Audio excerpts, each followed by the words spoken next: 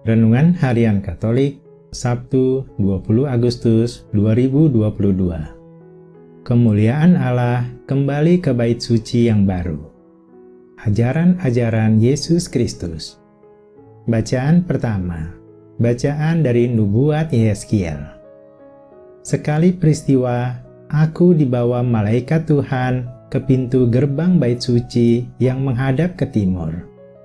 Sungguh, kemuliaan Allah Israel datang dari timur, dan terdengarlah suara seperti suara air terjun yang menderu, dan bumi bersinar karena kemuliaannya.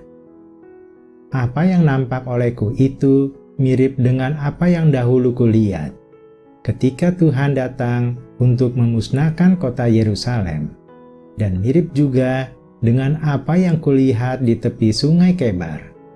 Maka aku bersujud menyembah. Sewaktu kemuliaan Tuhan masuk ke dalam bait suci, melalui pintu gerbang timur, aku diangkat oleh Roh dan dibawa ke pelataran dalam. Sungguh, bait suci itu penuh kemuliaan Tuhan. Lalu, sedang orang yang mengukur bait suci berdiri di sampingku, aku mendengar Tuhan bersabda kepadaku dari dalam bait suci. Beginilah firman-Nya kepadaku. Hai anak manusia, inilah tempat tahtaku, dan inilah tempat tapak kakiku. Disinilah aku akan tinggal di tengah-tengah orang Israel untuk selama-lamanya. Demikianlah sabda Tuhan. Syukur kepada Allah. Bacaan Injil.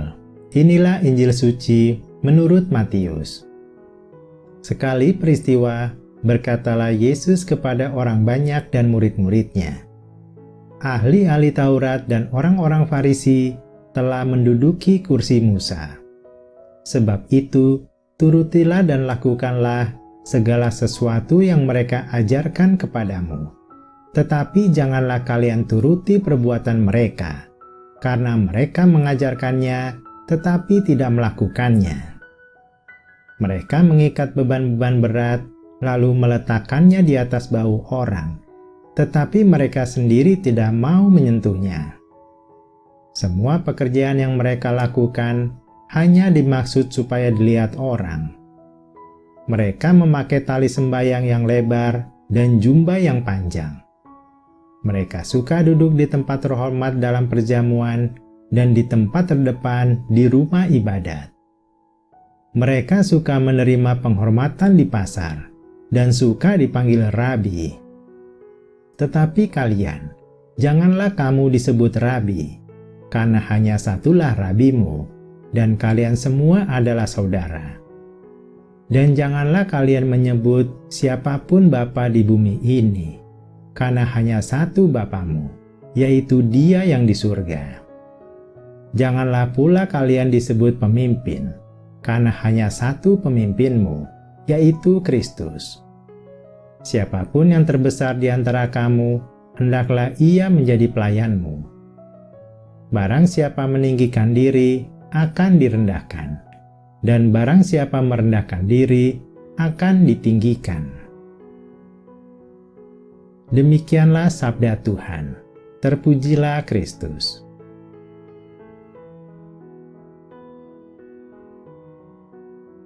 Renungan bacaan pertama. Kemuliaan Allah kembali ke bait suci yang baru. Penglihatan Yeskiel tentang gambaran bait suci baru. Inilah klimaks dari seluruh penglihatan yang diterima Yeskiel, yaitu bahwa kemuliaan Allah yang meninggalkan bait suci akibat dosa umatnya, kini kembali ke bait suci yang baru. Melalui pintu gerbang timur, kemuliaan Allah meninggalkan bait suci yang lama.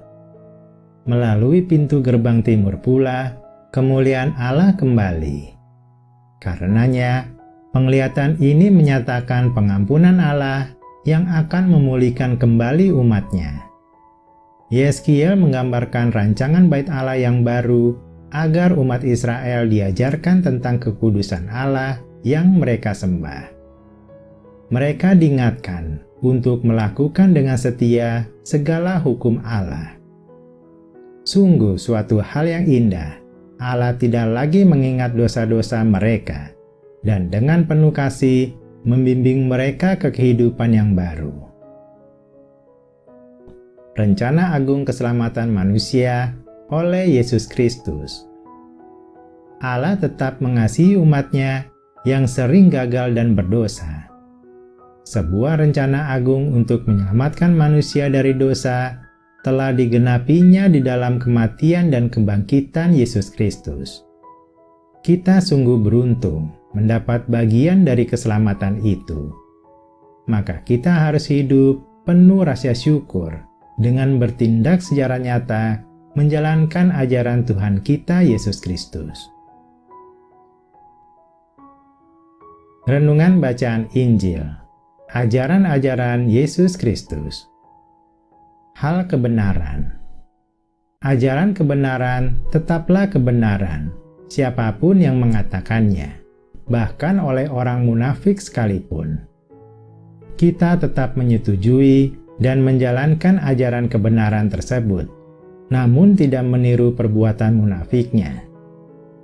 Sebaliknya, ajaran keburukan tetaplah keburukan, walau itu dikatakan oleh orang yang kelihatannya suci. Kita harus berani menolaknya. Sering orang menilai secara buta, semua perkataan orang yang ia idolakan pasti benar, dan perkataan orang yang tidak ia sukai pasti salah. Hendaklah kita selalu objektif memeriksa kebenarannya. Jangan munafik. Janganlah kita menjadi orang munafik, seperti sikap suka mengajarkan tetapi tidak melakukannya, suka berkomentar negatif kepada hasil kerja orang lain, namun tidak pernah mau melakukan tugas itu. Berbuat kebaikan hanya bermotivasi dilihat dan dipuji orang lain, padahal hati dan kehidupannya penuh tipu kejahatan. Gila hormat, namun tidak menghormati orang lain, dan lain-lain. Gelar sejati. Gelar sejati rabi dan pemimpin hanya untuk Yesus Kristus, dan gelar sejati Bapa hanya untuk Allah Bapa di sorga.